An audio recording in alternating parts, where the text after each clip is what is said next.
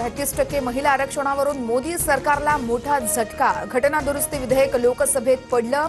लोकसभा विधानसभेच्या जागा वाढणार नाहीत।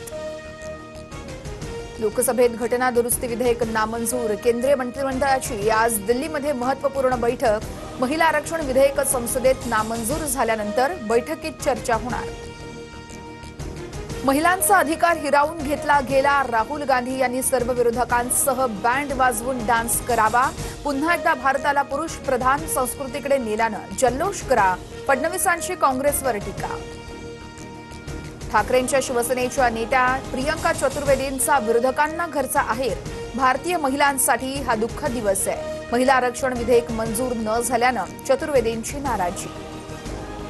शिवसेनेमध्ये विधान परिषदेच्या 2 जागांसाठी 6 जणांची फिल्डिंग। नीलम म्हातगोरे, शीतल म्हात्रे, शायना एनसी यांच्यासह अभिजित अडसूळ, संजय मंडलिक आणि भाऊसाहेब चौधरींचंही नाव चर्चेत। कुणाची वर्णी लागणार याकडे सर्वांचं लक्ष। उद्धव ठाकरे उमेदवार असल्यास विधान परिषद बिनविरोध होण्याची दाट शक्यता। मात्र विधान परिषदेच्या जागेसाठी काँग्रेसही आग्रही।